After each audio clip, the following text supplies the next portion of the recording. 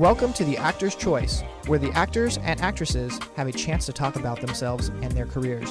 Join us now for the next hour as we explore the marvelous industry of acting by actors and actresses from today's exciting show business world. And now, direct from Hollywood, here's your host, Ron Brewington. Hi, everybody. I'm Ron Brewington, and welcome to The Actor's Choice. Roll it, Tony.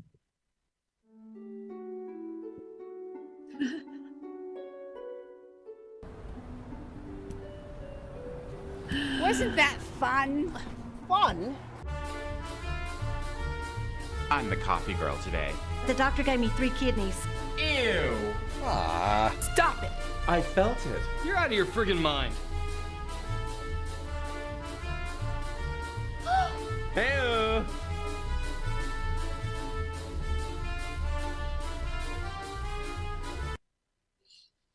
Ladies and gentlemen, my first guest today is a lady I have known for a long time who has her hands in many facets of this business. Now, you just saw one of my favorite films that she created back in 2000 that she wrote, starred in, and produced with co-star Dana Michael Woods. Now, here it is 23 years later, and the lady still can't keep up. Okay. So we got a few films of hers that I want to show you. So, ladies and gentlemen, without further ado, please welcome the Eva-Marie Fredric. Greetings, Eva-Marie, and welcome once again to The Actor's Choice. I'm so happy to be back, Ron. It's always good to see you. I feel like so extra special when you contact me and say, would you be on? It's like, of course, of course. And just quickly, Shorty and Morty I did in 2010. Oh. Yeah, so it's not that old, and it's still very relevant. Very relevant. Okay. It's always wonderful to see a clip of that. Indeed. Now, I want to ask my favorite question, then we'll jump into yours, and that is, what made you get into acting, and what helps you stay in acting? As a child, I always felt, coming from the home that I came from, I would watch TV, I would watch film, and I always wanted to be in the screen because I thought it would heal me, and I wanted to be with the people that were in that show or whatever. And I've always found that acting, and it proved to be very true when I went to study, it really pushes you to show different sides of yourself that you normally wouldn't. And I was extremely, extremely shy.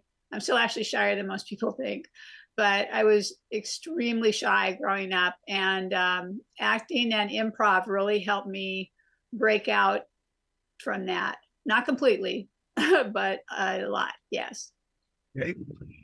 The year was 2022. You came out with a music video, a short one called Denise. Tell us about that, please. Denise, I actually was watching the Johnny Depp Amber Heard trial. And if you look at her wig, that's actually Edward Scissorhands' wig. I did kind of a takeoff of, because of the nature of the lyrics of the song about a guy that gets hijacked by a hooker named Denise is not what he expects. So I turned it into a guy that had the worst day of his life. His wife has told him that she's leaving him. His father makes a better husband than him. And so he goes into this red light district and he meets her, and she kind of turns into what I would say the opposite of what the Me Too movement, it's wonderful that we have that for women, but there's that other side that it happens to men as well, and that women are very abusive. So she's just a crazy hooker that abuses everyone. And every guy in that film, when he goes to, at the end, talk about it in the bar, has been had by Denise. So that's a humor. It also has Megapint in it, which I think was the first video that actually used that humor, because it happened to come right before the trial was over. So I'm very proud of it. Indeed. Well, guess what? We just happen to have a clip. Roll it, Tony.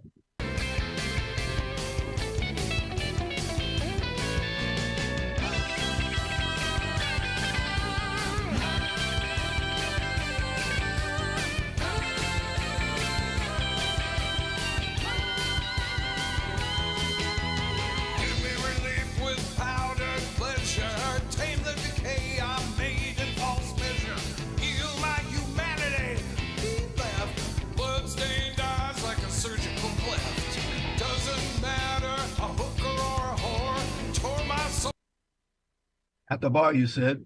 Yes. You won an award too, didn't you? And just quickly, who's at that bar? The 2 older gentlemen.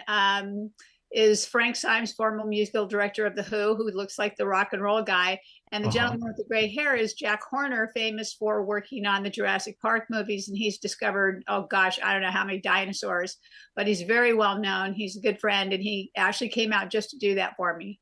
Okay. And then, of course, Drake Monkeyhead Shining, my co-writing partner, my songwriting partner. What an amazing job. It makes me want to cry. They're on tour right now in Europe, but to have somebody who's been a friend of yours and a very dear friend take and compose music around your lyrics is probably one of the most beautiful things to have happen. So, and then once again, all the characters that you will see are not characters I would normally be cast in. Casting directors would say, nah.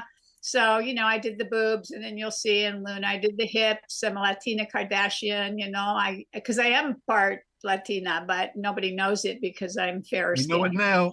Yeah. Yeah.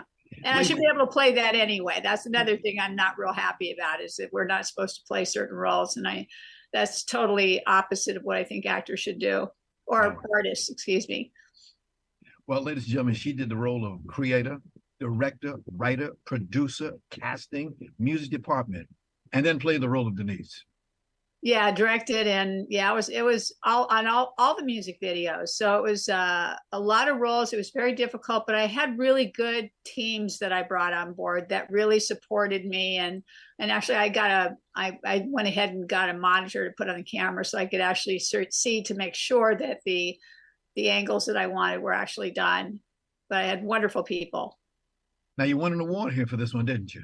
Yes, best director, and we've won best music video. We've won like about 6 awards on Denise, but that one in particular, that one just blew me away. I was just like, oh my God, because it was a real, it was just, you know, validation, just a real validation. And we actually just won 2 more awards with the Dallas Film Festival. Yes, I know, with Luna and Get Out of the Shower. So it keeps going. We've won like 4 to 6 awards so far on each of the videos, and I did them back to back. So I'm excited. Eva-Marie, did you say, get out of the shower? Get out of the shower. Yeah, that's quickly about a husband who's addicted to porn. The wife gets tired of it. She feels less than. She puts in falsies, and then that won't attract him. She puts on makeup. That doesn't attract him. And he ends up buying her a shower head. It's based on a scene I wrote many years ago for acting. And he buys her a shower head to upgrade the house, and doesn't realize he got her a gift that he will soon regret, because she now is addicted to the shower head. And it shows what she becomes. So it's, again, the thread line with a lot of my work is addiction, is mental illness, is a little offbeat, a little real. It's what we all have, right, in our families and in ourselves. So it's, yeah. You played the role of the wife in this one? Yes.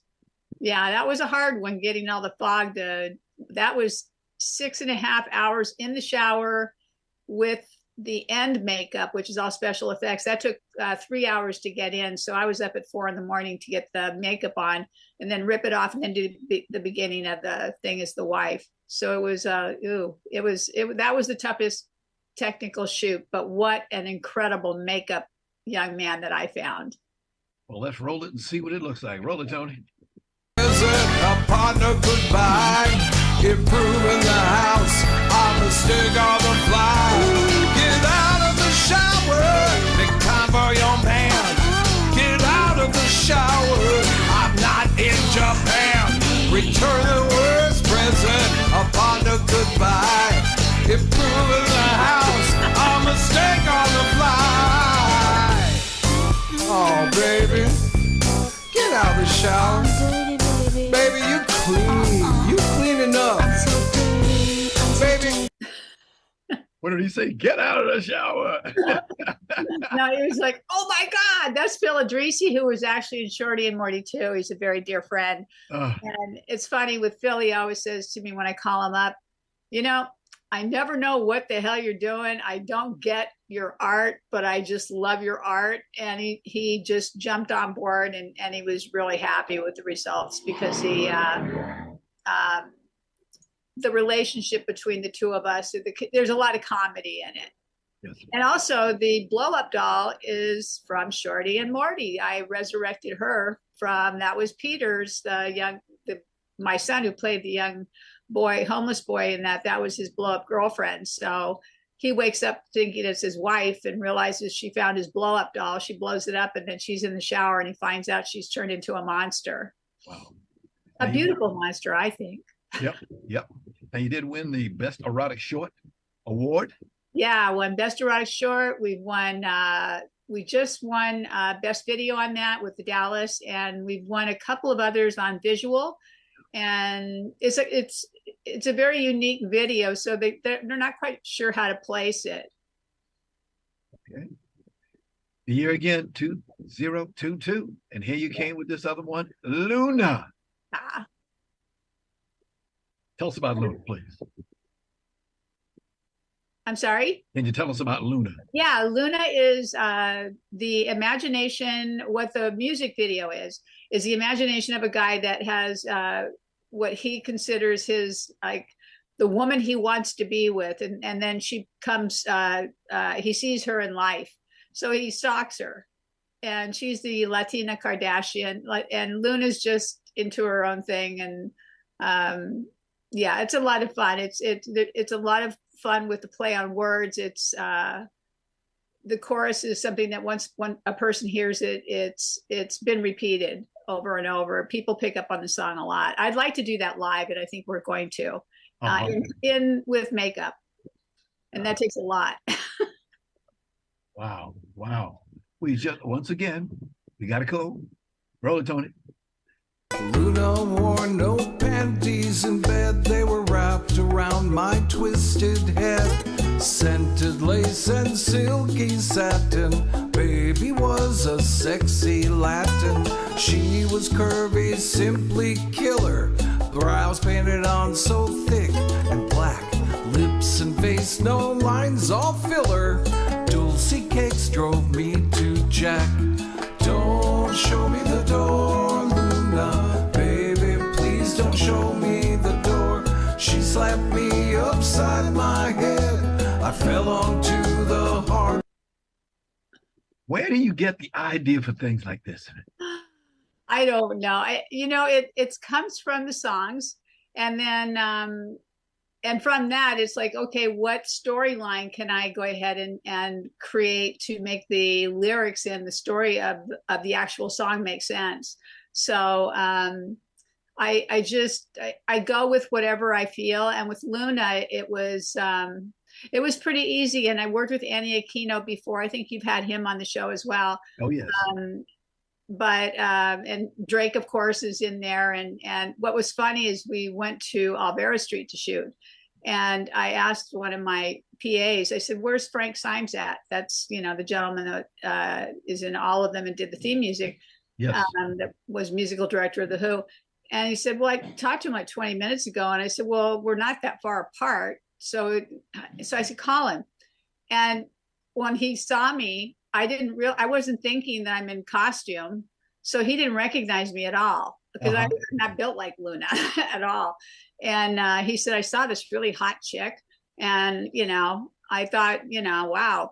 And he didn't realize it was me. So it was funny. I kind of felt like, thanks a lot, Frank. No, I'm kidding. Yeah, Frank's a great guy, very talented. So. You did win a Best Music Awards for this one? Yeah, we've won quite a few. Yeah, we won Florence Music. We just won with Dallas. We've won some in San Francisco. I have to do a list. I have to compile that now, because we're still coming up on more festivals. And then we have Rosie, which was the last one that I did. And that is winning awards as well. They all are. Wow. I'm not winning all of them, but I would say they're all pretty much at a 70-80% win rate or place, which is pretty darn good. Yeah. You do these days. I always ask the question, what's next for you, madam? I would like to, we're working on a special song. It's actually about organ donation. And it's a beautiful I think it's beautiful. It's about a parent who loses a child and then a parent that's waiting for a heart for theirs. So it's called My Heart Is Yours. I would like to, Drake and I've talked about this. We want to perform a couple like Get Out of the Shower and Luna as more of a, I call it performance art, because I'm not a quote unquote singer, but I can carry a tune. And I'm thinking about possibly doing a multimedia event with possibly Shorty and Morty. I want to bring that back. Excuse me. Yes. You caught my attention when you said that. Yes. I've got 180 pages of characters that are not in the actual short, and either one of the shorts or the interviews. And the characters there have never been done, and they still haven't been done. And they're still very, very, very relevant with not only the homeless situation, but a lot of people that haven't worked with the homeless don't really understand the hierarchy and the difference in the world. And I've had two very dear friends that died of lung cancer, actually. Yes. And they got sober, they got housed, they were just very good friends. And so I was very fortunate to work for 5 years with Eileen Getty's Get Love homeless organization. And my son actually taught art to the classes there, which was amazing. We got a few seconds. Tell us about your son and what he's been doing. He is my son Dylan Boca Negra, like as in Boca Raton, but Boca Negra as in black. You can look him up. He is an assistant art director. He's art directed. He's production designed. He just finished a music video with DaBaby. He's done several with that. He's worked with Nicki Minaj. He's worked on Star Trek Picard. He did their wine labels and created them. I think he's done 6 bottles for them. He just worked on Snowfall. He's in between jobs right now with the writer's strike. We'll see what happens. Yeah. It's kind of a difficult time for everybody, but a necessary time, I think. A lot of things are going to be changing and have been changing. And, a lot of these guilds, unfortunately, get so far behind in like, when we first hit with the internet. SAG didn't help so much in helping the actors. So I'm a writer as well. And I just think that writers especially need help. It doesn't mean all these jobs are going to be back when they go back to work. That's the kind of scary part. Yes. It's good to see you. It's always good to see you. I know. Mutual. The feeling is mutual. Get together in person and have lunch or something, because things have calmed down with COVID. Okay. Not gone. Understand. I'm still a COVID virgin. One of the few that I know. On that line, I'm gonna say, Eva-Marie, so good to see you back again. So good to see you, Ron. Thank you. Mwah. We thoroughly enjoyed it. Thank you for having me. And ladies and gentlemen, please welcome Eva-Marie Fredric. Eva-Marie Fredric. Yes, I have a YouTube channel. Okay. Okay, you too. Ladies and gentlemen, this is the Actor's Choice. I'm your host, Ron Brewington. Now, we would like to let you know that we're asking the Actor's Choice squad to help us get former baseball player Curt Flood into the Baseball Hall of Fame. Now, Curt passed away January 20th, 1997, and he was the husband of one of our wonderful guests, renowned actress Judy Pace. So all you got to do is call us at our office, 213-349-3941. That's 213-349-3941. Sincerely thank each and every one of you for being a part of this magnificent award for a great baseball player. Roll it, Tony.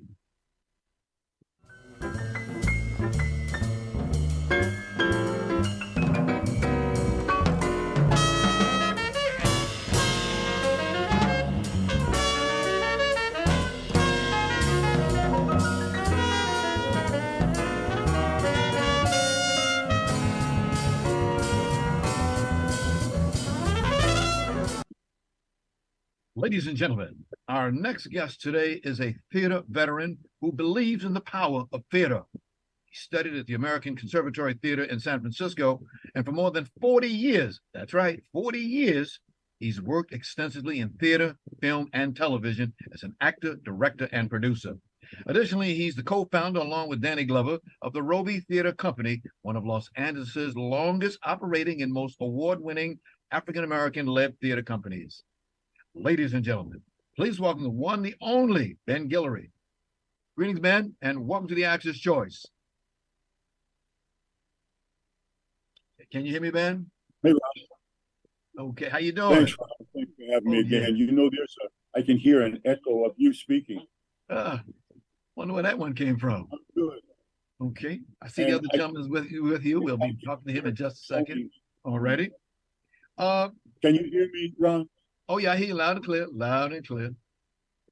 You got this new play out, and this is a heated discussion revisited. Ron? Yeah. I hear you loud and clear. Can you hear me? Right. There's Yes. something there's some interference, Ron. Okay.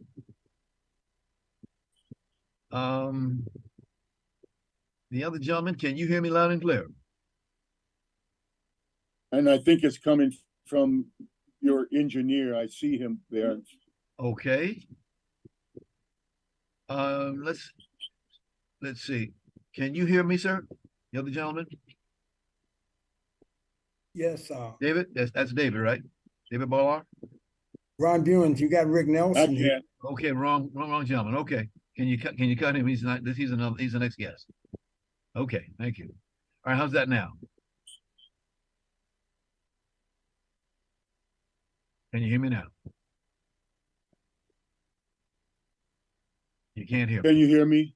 Oh, loud and clear. Loud and clear. You're looking good too. Still looking good. 40 years. Okay, how's that? That looking good. Okay. Okay. Do you have a telephone? Do you have a telephone, I'm man? not sure. No. I do. Okay, can you, Yes. Tony, can you give him the telephone number, please? Yes.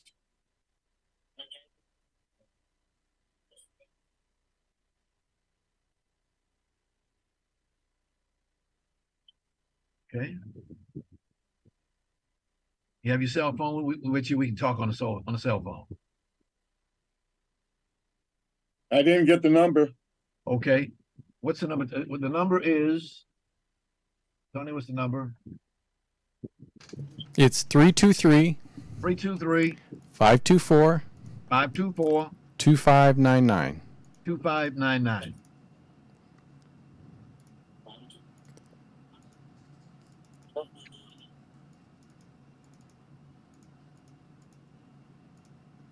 Okay.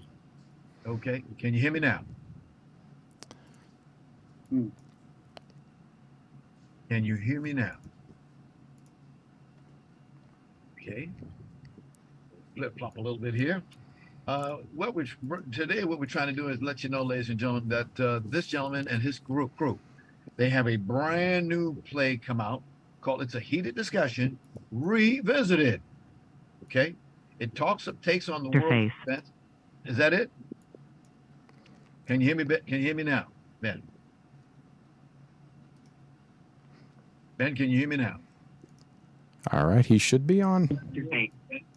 Is that it? There you go. Can you hear me? Can you hear me now, Ben? Yeah, I can hear you. I don't Okay. see you anymore, but I can Okay, hear that's you. okay, as long as we can hear you. You came with this new play. You and a gentleman who we love so dear, that's Levy V. Simon. Levy Lee Simon is the playwright. Yes. Yes, and you're the one that had the idea. Is that correct? Yeah, it was a concept from me. Yes. Okay.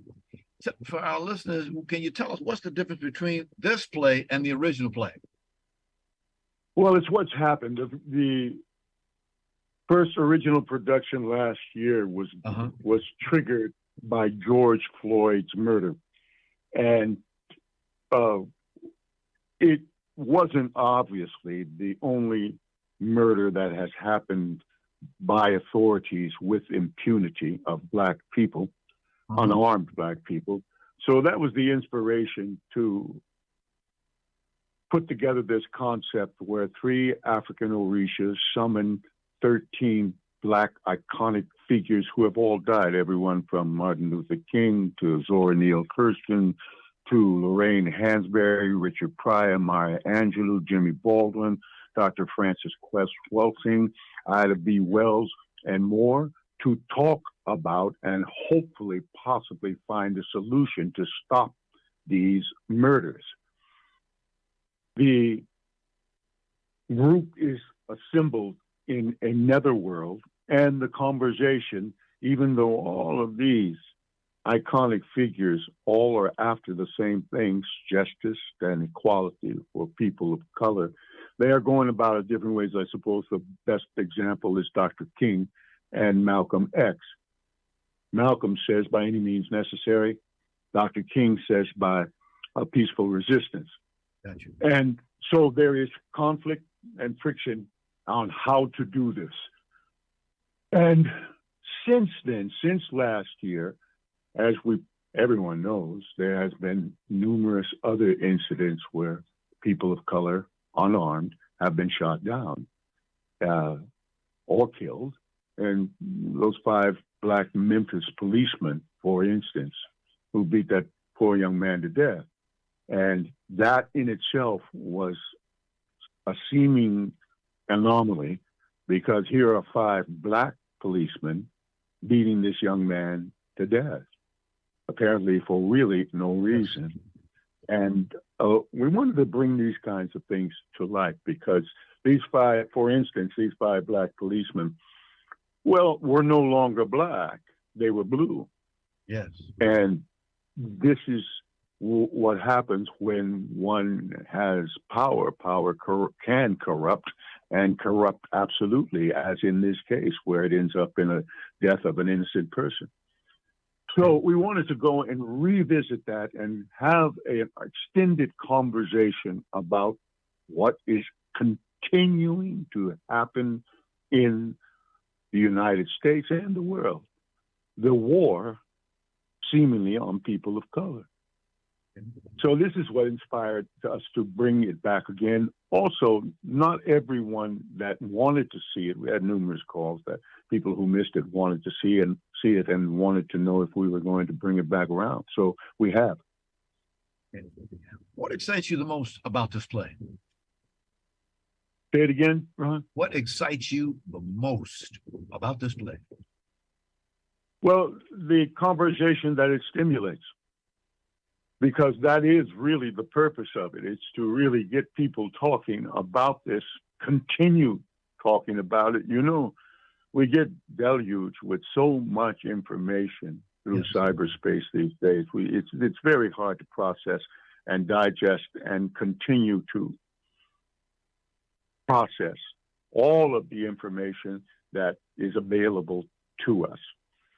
And the conversation that it stimulates with people. And the cast, the cast last year, there are 6 new cast members this year. The rehearsal process, of course, the theatrical rehearsal process of it all is always exciting. That's a creative process and a process of discovery. And that is always exciting. But more than anything else, the inspiration that happens when an audience sees a piece like this. This is very uncompromising. Many of us have become, I think, desensitized and at some level because of all of the information and because of all of the horror that we see on the news every day, from mass shootings to this kind of thing. And it's important to not be desensitized, for us to understand that this is actually really happening. Blood is shed. People are dying, not once, not twice, but continually. And we need to do something about it. See, former President Barack Obama had some comments to make yesterday. I'm so happy to see that. It's a doggone shame what's going on in this country. It is terrible. You're supposed to have a gun under the Second Amendment, but you got these guns that are in the military. I'm a retired military man, and those guns in the military They're hard out of the industry. Mm, mm, mm. Two quick questions. Number one, can you tell us what the runtime of what days does it start and when does it start? We open on May 20th. We open on Saturday, this coming Saturday. We have two previews, the 18th and 19th, Thursday and Friday. We run through to June 18th. We run Thursday, Friday, Saturday, 8 o'clock, Sunday at 8 o'clock matinee. Okay. And where exactly is the location for the play? It's at the Los Angeles Theater Center at 6th and Spring, downtown Los Angeles. We've been here for 20 years at the Los Angeles Theater Center. It's a complex of five theaters, and we're in Theater 4. And that's the intimate one, isn't it? That's the one they call the intimate one? Say it again? Is that the one they call the intimate theater? Well, yes, intimate, yeah, because it's 7 seats. So I urge everyone to get their tickets early because we've sold out a couple of houses already because, as I said, there were those who wanted to see it last go around that weren't able to see it. And when we notified folks, there have been some group sales. And so it's imperative that folks buy their tickets early. Yeah, because we're very limited seating, 70 seats. Right. Ben Guillory, thank you so much. We got to leave you at this time. I have another person standing in line, but God bless you. Help, ladies and gentlemen, please go out there, get some tickets, and have a good time. Thanks, Ron. Take care. Take care. Okay. Our next guest today, Roland Tony. Poinsettia Park is one of the 3 most primary foundational realities of my artistic life. Poinsettia Park is the point of departure for the talent that was here in Los Angeles.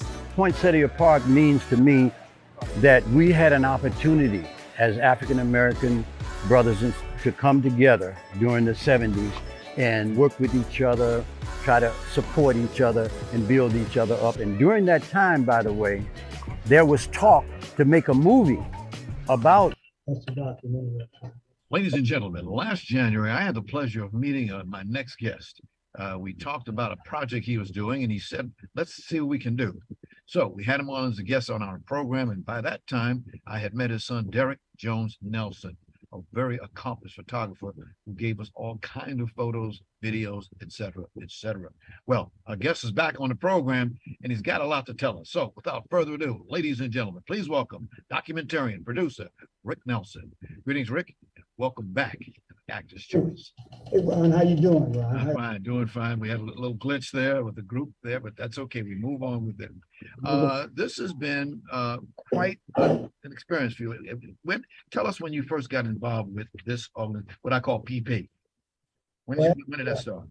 Actually, back in '73, when I first stepped foot in Hollywood in California, Poinsettia Park. Yes. Where we got together and we started playing tennis and basketball, and ran into a lot of stars, man. Sidney Poitier, Jim Brown, Jim Kelly. I can go on and on. We've had so much fun there, and we came back in 2020. Yes. Our reunion, 45-year reunion. Okay. We got together and we decided that we hadn't seen each other for years, and some of our fallen soldiers had passed away. So we thought it was time for us to all get together. So we came back and did a 3-day reunion, and we had so much fun. So we decided, actually my son, Derek, after he came out of college, he said, Dan, listen, you keep talking about Hollywood all these days, so we want to try to do something special for you. So their production company did pretty good. So they said, let's get to Hollywood. So we came out and we got together and we decided, hey, let's do a documentary. So and then one of my friends said, hey, you need to get in touch with Ron Brewington. He's the Hollywood man, so he can get your project out there. So so basically we just did that in 2020. Then Sidney Poitier passed away a couple of years ago. We decided, well, since Sidney's gone, we need to dedicate this to him. and do more and get this together. So producers like Kakai Apla and Chris Kaiser, who did Sydney Series Films, along with my son, we decided to let's do this thing. So we did the documentary trailer, and we talked about that a couple of years ago, and I'm just glad that you're coming back to give an update. So you've had some good actors come involved with you. People like Art Evans, Glenn Turman. Yeah, Art Evans. He was one of our poinsettia guys. Art Evans. I guess he was featured in about 77 films, along with Glenn Turman. Glenn Turman had 40 feature films and about 100 TV shows. Of course, Ernest Harden Jr. He did about 73 movies. And of course, he's currently doing the movie, the legendary Will Robinson by Warner Brothers film that's coming out called Sweetwater. It's out there right now, currently. Okay. Of course, he was one of your first guys, right? Remember? Tell me about that. Your first. What is this? The 351st show? And 352nd. Second, right? 352nd. Right. And he was your first guy, Yes, yes, he was. But I just wanted to thank you for what you do because you're the man. You put it out there for all the Hollywood entertainers, and it was just a blessing. But Poinsettia Park was a safe haven for us. Like I said before, my uncle Bruce Foxworth and a very good friend of mine, Maurice Hunter, they passed along with Mr. Weatherspoon. So they've all passed, and those guys really helped me with my tennis, along with Jim Brown, Sidney, Jim Kelly, and those guys. So I just wanted to thank you and for putting this out there for us. And we just need some help. We need some fundings and stuff like that. You gave us some excellent videos. We got one right now. Let's go ahead and run that one so you can see, the public can see what you're all about. Roll it, Tony. I remember Glenn Turman and I played against Sidney Poitier. Art and I thought that we were going to become tennis aficionados. And we happened to run into Sidney Poitier, who was at the time playing tennis. And we, of course, were enthused and, great, happy to see him and everything. And, hey, Sidney, hey, Mr. P, we were calling Mr. P, Mr. P, And we were calling. Okay. That was just Glenn Turman, of course, having some good. You couldn't hear it, but we hear it when you see the tape that was sent to you. You'll hear the audio back there. Oh, okay. Yeah. We definitely don't get that out there today. Okay. We got another. I've got another. Take a look at another video. Sorry, I didn't see the messenger. Okay. Can you roll 45B for me? Okay. From tennis to basketball to dominoes, it didn't make any difference what you were playing. You were playing with somebody that you really knew and you cared about, and that's what made it fun. There was no big me, little you concept there. So you had a refuge. And if you got out of place there, all heads would turn towards you. Poinsettia Park is in terms of a cultural institution, for lack of another term, was major in Black Hollywood in the 70s and 80s. Poinsettia Park was a place where you could go not only to unwind, but to learn about how to roll in Hollywood. You gave me some excellent videotapes, by the way, there, Rick. Thank you very, very much. Well, thank you. You guys put a lot of time and work into that. You mentioned Ernest Hardens Jr., excellent kind of guy. Did some good work. I will say this, like I said, he was the first guest we ever had, and he's been around a long, long time. When you were down there, when was the last time you came to Poinsettia Park? When was the last time you were there? Well, actually, January 2020. Okay. And we were actually trying to come back in about maybe 6-7 months, but the pandemic hit, man, with the COVID. it kind of knocked a lot of things out, man, you know, because you know what happened with that. You know, I can never talk about that. That was terrible. But we stayed together. Kakai and Chris Kaiser, my son Derek. We did our meetings. Of course, we will continue to do our meetings every Saturday. And, take care of what we need to do. And we were able to get about 45 interviews with entertainers, personalities, and just some regular people. And at this point, we're doing our editing. And but we need B-rolls. We need lots of B-rolls that we need to get together. With the new technology that we have, we can get some B-rolls out there that we need and stuff. But yeah, of course, Bad West, Kakai and Chris being members of Bad West, they've given us a lot of support. Of course, you know Bad West is, right? You know, so. I understand that you are also involved very heavy in the sport of tennis. Please tell us about that. Let me tell you, well, listen, tennis is for life. And I just want to introduce you to tennis players, athletic directors. Gentlemen, nice to meet you all. How you doing? Doing fine, doing fine. And ladies, is there a lady there also? Oh, yes. Oh, yes, okay. Get the ladies, yes. Actually, they're in the theater too, so we got some actors here also. Scholar athletes, but I want to introduce you to our athletic director. We will say a few words here. Okay. Here. Hello. Good afternoon. How are you doing? Fine, sir. I am Keith Rose. I am the athletic and activities director at the STEAM Academy at McClure, South Berkeley. And the STEAM Academy is similar to STEM schools across the country.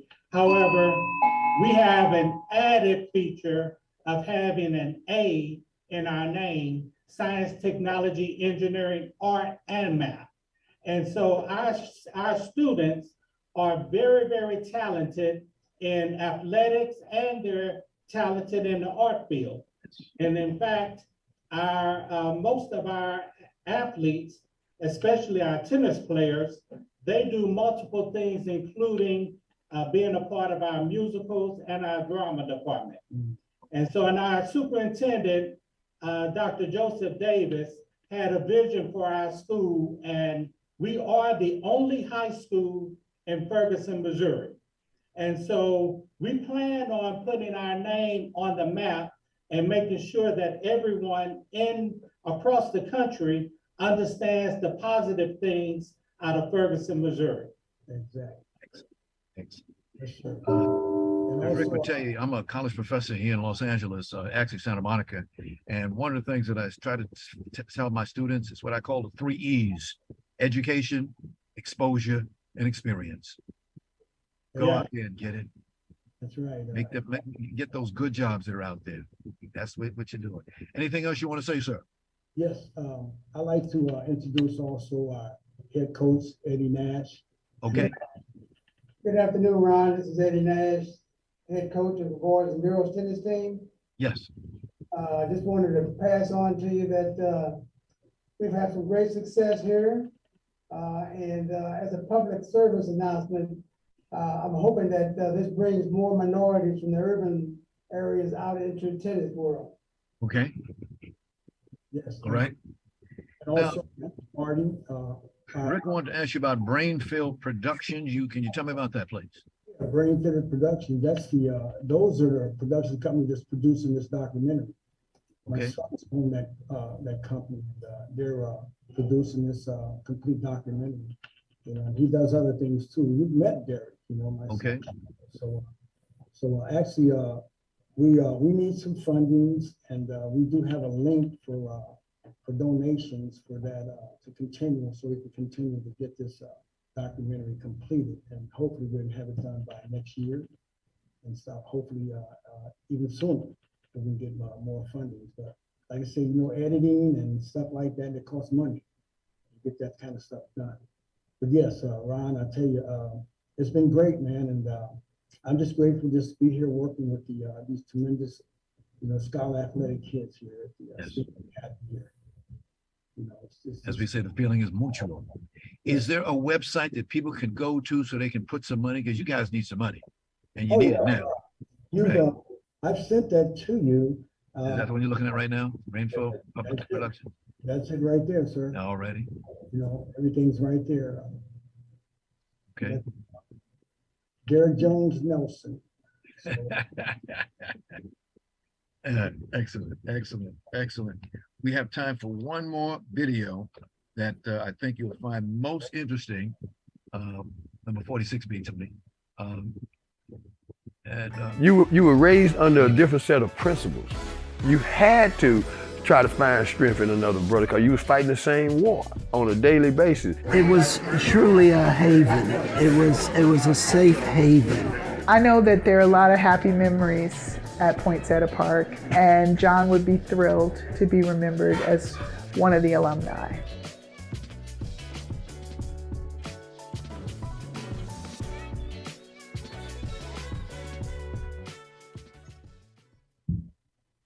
Poinsettia. There you go. There you go. There you go. Poinsettia Park. Rick, thank you very much. That last one there, when you showed the roll in, you saw all those names. As you know, Sidney Poitier passed away January 6, 2022, in Beverly Hills. That's been 2 years, almost to the day. Almost to the day. You know, we lost Harry Belafonte. We've lost a lot of good people. What is your goal? What day would you like to open up PP, as I call it? When would you like to do that again, sir? Possibly by next summer. You know, about a year from now, hopefully we'll be able to get something going so we can go down that red carpet. You know about that red carpet, right? Okay. Can you hear me, Ryan? Yes, I can hear you. Yes. So that's about it, sir. You know, I like to say one other thing. I want our tennis team to cheer one time for us. Can we get our tennis team to cheer? Come on, guys. Come on up here and cheer. Excuse me. Amen, brothers and sisters. Amen. Wow. When you hear about all the championship, you know, you get into tennis, you get into this, you get into that, make your family feel proud, make yourself feel proud, look good, you know, that kind of stuff. Yeah. Right. That's right. Rick, anything else you want to say, sir? Anybody else want to say something? I will say that any of our Poinsettia Park that are listening or get a chance to see this, we still need fundings, we need materials, we need photos, videos, anything you have pertaining to Poinsettia Park. And we can use that. We appreciate that. And Ron, listen, thank you very much. Appreciate what you do. Continue to do what you do. And like I always say, God is never done with us, my friend. With people like you to help me do what I do. I'm just there just to do it. But Rick, thank you. I want to thank you so much for being here today. Learned a lot, folks. They need some funds to help them complete this task. Rick, tell us one more time how they can help. Give us a telephone number or an email address. Well, like I said, you can go to Brain Fitted Productions and or either call me, Rick Nelson at 314-712-1089. And I'll be there to answer any questions that you want, my friend. Thank you very much. And go Corsairs, right? Yes, sir. PP, as I call it. God bless you guys. Take care. Thank you, Ryan. Okay. Okay, bye-bye. All right. I want to thank our sponsors, Harvey Brandman, Photography is an Art. Ron Irwin's Lose Life, The Way to Lose Weight. Larry Buford's book To the Future, Time Travel, Message in a Capsule. State Farm agent Carla Green and veteran actor Rod Bronstein's Acting Training School and Actors Space. Much thanks to our guest today, actress, director, producer, writer, Eva-Marie Fredric, veteran actor, producer, Ben Guillory. And also we had David Bollar. He's a community outreach for theater company. And last but certainly not least, documentary producer Rick Nelson and company. And of course, special thanks to our ever-growing audience. Be well. We will see you the next time. Take care, y'all.